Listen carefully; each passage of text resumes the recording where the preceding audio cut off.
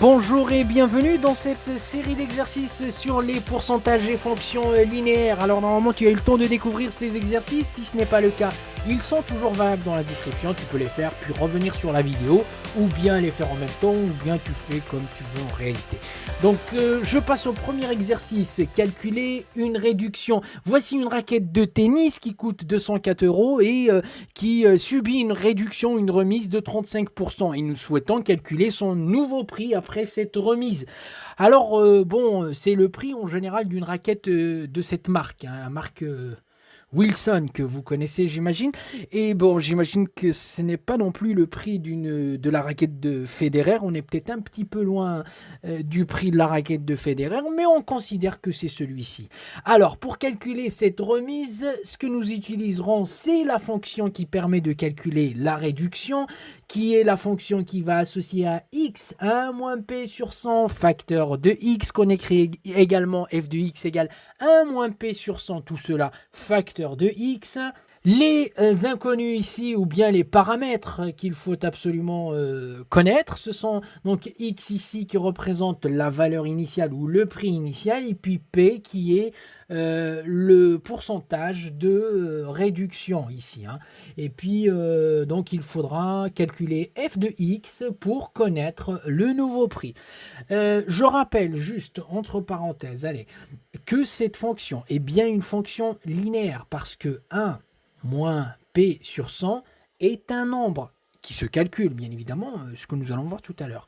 Et de fait, puisque c'est un nombre, on se retrouve en réalité avec une fonction ici qui va associer à x un autre nombre, à x. Donc on est bien dans le cas d'une fonction linéaire avec a le coefficient de linéarité. Si ce que je te raconte ici est un petit peu étrange, tu peux aller dans la vidéo sur le cours des fonctions linéaires et voir à peu près c'est quoi le coefficient de linéarité, c'est quoi à x, etc.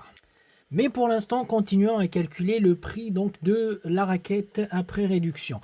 Nous allons prendre bien sûr cette expression-là, puisque c'est la plus adaptée pour le calcul. Et puis nous allons remplacer donc les inconnus x et p par leurs valeurs respectives. Donc x 204 €, prix initial de la raquette, et puis p, le pourcentage de réduction qui est 35%. Une fois remplacer ces valeurs vont donner l'expression suivante et puis on calculera progressivement à la main ou la calculatrice comme vous voulez et on arrive donc ici. Regardez, je vais faire un petit point ici. Regardez ce qu'on obtient. F de 204 égale 0,65 multiplié par 204. Donc la valeur de x qui est 204 et puis 0,65. Finalement, c'est notre coefficient de linéarité. 0,65, c'est la simplification de 1 moins 0,35 qui est lui-même la simplification de 1 moins 35 sur 100 qui est lui-même qui est 1 moins p sur 100.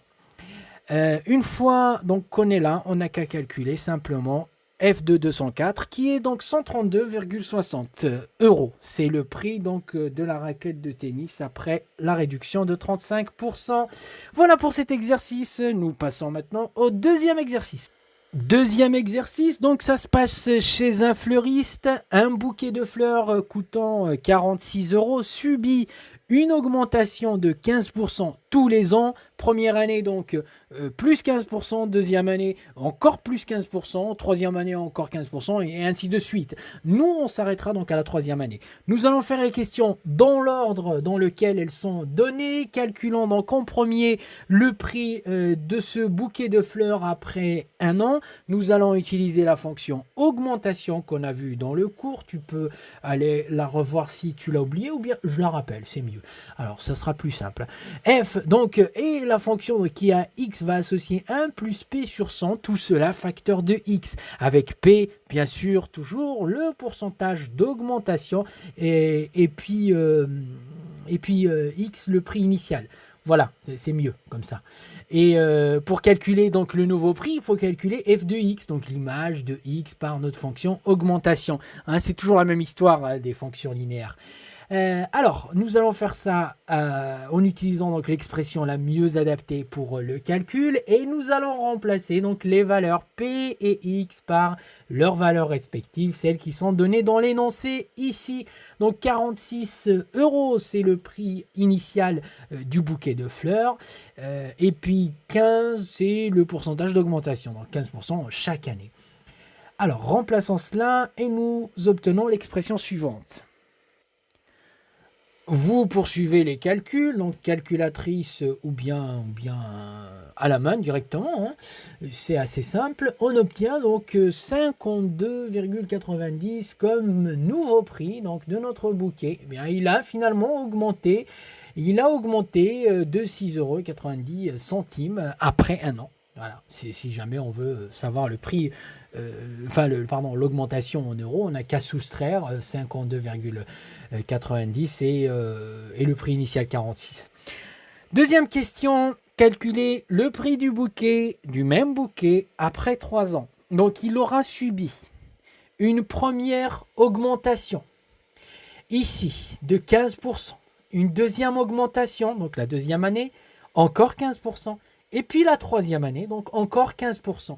Attention, tous ces pourcentages se rapportent à la première année. D'accord ? 46%. 46 euros. Oh là là. Non, 46 euros et pas 46%. Et on peut simplifier. Regardez ici, ce facteur revient 3 fois.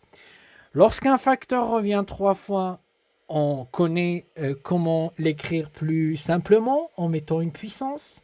Donc, ça sera 1 plus 15 sur 100, puissance 3, tout ça multiplié par 46, euros, et pas pourcent, bien sûr.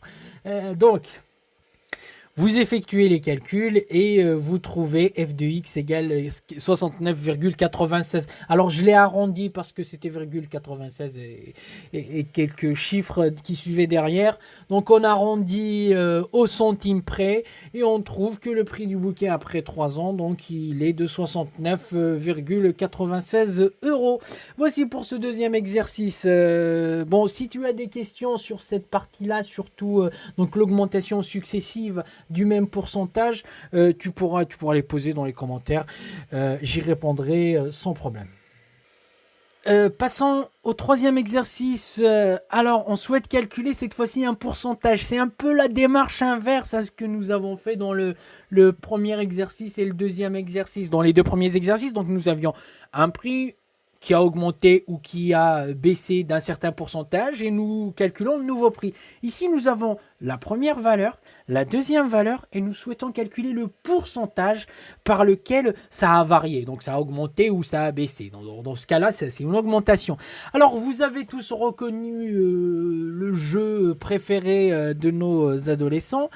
Actuellement, donc, il a atteint 10,7 millions de joueurs en simultané. C'est-à-dire, c'est le nombre de joueurs qui se sont connectés en même temps à ce jeu-là en 2019.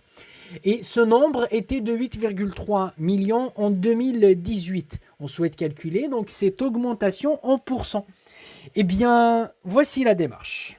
Bien, voici comment on procède. Première étape, nous allons calculer la différence du nombre de joueurs entre 2019 et 2018, cette fois-ci en nombre de joueurs, donc c'est très très simple. Nombre de joueurs en 2019, 10,7 millions. Nombre de joueurs en 2018, 8,3 millions. Bon, on n'a qu'à faire une soustraction. 2,4 millions, donc c'est le nombre de joueurs qui ont rejoint, on va dire, la connexion simultanée en 2019, en plus des 8,3 millions qui étaient là en 2018. Donc le nombre de joueurs de Fortnite qui s'est connecté en simultané a augmenté de 2,4 millions entre 2018 et 2019. Une fois qu'on a réussi cette première étape, nous allons faire la deuxième étape qui consiste cette fois-ci à, on va dire, trouver ou traduire donc cette augmentation en nombre de joueurs en pourcentage. Il faudra la calculer ou bien la traduire en pourcentage. Pour cela, nous allons faire un petit schéma assez simple, d'accord ? Donc 8,3 millions 2018. Ensuite, une augmentation de 2,4 millions en une année. Et puis en 2019, on arrive ici à 10,7 millions. Vous voyez, donc ce que j'ai appelé valeur initiale, c'est la valeur de 2018. Valeur finale, c'est la valeur de 2019. Et puis nous avons le nombre de joueurs en plus qui s'est connecté. Voilà, petit schéma est très très simple. Maintenant, pour calculer donc cette augmentation en pourcent, je vais prendre la valeur de cette augmentation, c'est à 2,4 millions. Et je vais le diviser par la valeur de départ, c'est-à-dire la valeur initiale. Et puis, je multiplie cela par 100 et j'obtiens le pourcentage. Donc, encore une fois, je l'ai arrondi, j'obtiens 28,92%. Bon, il y a quelques chiffres derrière, mais on arrondit au centième. C'est significatif déjà, c'est pas la peine d'aller plus loin. Eh bien, c'est tout en fait. Donc le calcul est assez simple. Si tu as des questions sur ces calculs, tu peux encore les poser dans les commentaires. Sinon, bien c'est terminé pour cette série d'exercices. Je te remercie de l'avoir suivi et je te dis à bientôt.